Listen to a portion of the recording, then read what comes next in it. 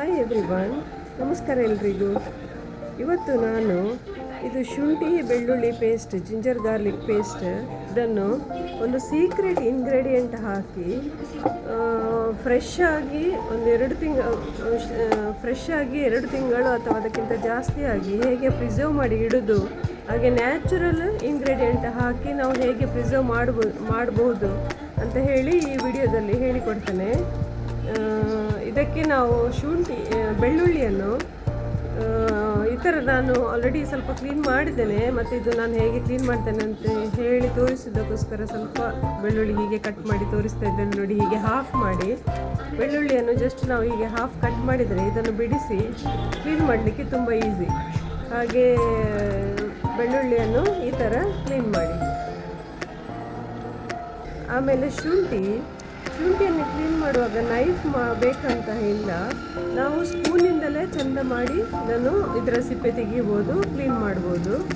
ಆದರೆ ನಾವು ಶುಂಠಿಯನ್ನು ಸ್ವಲ್ಪ ಹೊತ್ತು ನೀರಲ್ಲಿ ನೆನೆಸಿ ಇಡಬೇಕು, ಒಂದು ಅರ್ಧ ಗಂಟೆ ಆದರೂ ನೆನೆಸಿ ಇಡಬೇಕು. ಶುಂಠಿ ಡ್ರೈ ಇದ್ದ ಹಾಗೆ ತಗೊಂಡ್ರೆ ಅದು ಸಿಪ್ಪೆ ತೆಗಿಲಿಕ್ಕೆ ಸ್ವಲ್ಪ ಕಷ್ಟ, ಆದರೆ ನೆನೆಸಿ ಇಟ್ಟರೆ ಅದು ಈಸಿಯಾಗಿ ನಾವು ಸ್ಪೂನಿಂದಲೇ ಇದರದ್ದು ಸಿಪ್ಪೆ ಅದು ಕ್ಲೀನ್ ಮಾಡಿ ತೆಗಿಬೋದು. ನೋಡಿ, ಈ ವಿಡಿಯೋದಲ್ಲಿ ನೋಡುವ ಹಾಗೆ ನಾನು ಸ್ಪೂನಿಂದಲೇ ಶುಂಠಿಯನ್ನು ಕ್ಲೀನ್ ಮಾಡ್ತೇನೆ.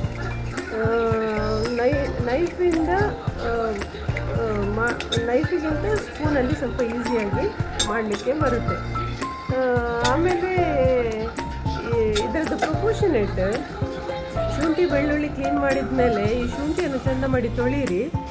ಬೆಳ್ಳುಳ್ಳಿಯದು ಅವಶ್ಯಕತೆ ಇಲ್ಲ, ಬೆಳ್ಳುಳ್ಳಿಯನ್ನು ತೊಳೆಯುವ ಅವಶ್ಯಕತೆ ಇಲ್ಲ. ಆಮೇಲೆ ಇದನ್ನು ಈ ಥರ ಸ್ಲೈಸ್ ಮಾಡಿ, ಶುಂಠಿಯನ್ನು ಈ ಥರ ಸ್ಲೈಸ್ ಮಾಡಿ.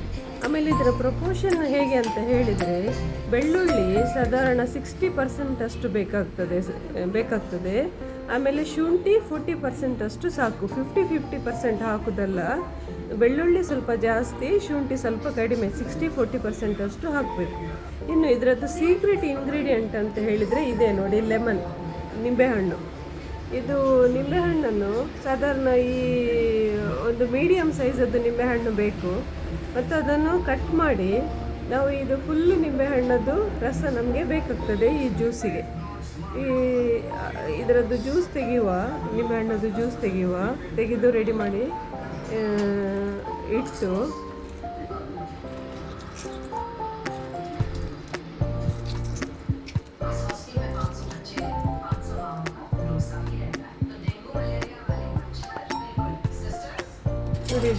ನಿಂಬೆಹಣ್ಣದ್ದು ನಾವು ರಸ ತೆಗೆದ ಮೇಲೆ ಇಲ್ಲಿ ಒಂದು ಇಂಪಾರ್ಟೆಂಟ್ ವಿಷಯ ಏನಂತ ಹೇಳಿದರೆ, ಇದರದ್ದು ಸೀಡ್ಸನ್ನು ನಾವು ತೆಗಿಬೇಕು.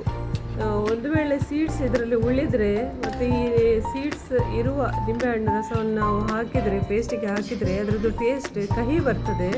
ಅದರಿಂದ ನೆನಪಿಂದ ಇದರದ್ದು ಸೀಡ್ಸ್ ಎಲ್ಲ ತೆಗೀರಿ, ಮತ್ತು ಒಂದು ಮೀಡಿಯಮ್ ನಿಂಬೆಹಣ್ಣು ಫುಲ್ ಅದರದ್ದು ರಸ ತೆಗೆದು ಈ ಪೇಸ್ಟಿಗೆ ನಾವು ಸೇರಿಸ್ಕೊಳ್ಬೇಕು.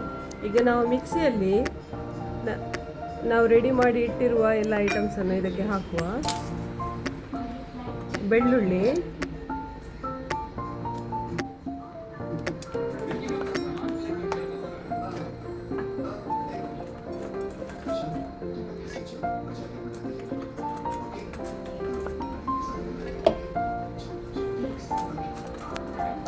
ನೋಡಿ ಈ ಥರ ಬೆಳ್ಳುಳ್ಳಿ, ಶುಂಠಿ ಮತ್ತು ನಾವು ತೆಗೆದಿಟ್ಟಿರುವ ನಿಂಬೆ ರಸ, ಇದು ಇಂಪಾರ್ಟೆಂಟ್, ಇದೇ ಇದರದ್ದು ಹೀರೋ ಇಂಗ್ರೀಡಿಯೆಂಟ್. ಇದನ್ನು ಹಾಕಬೇಕು.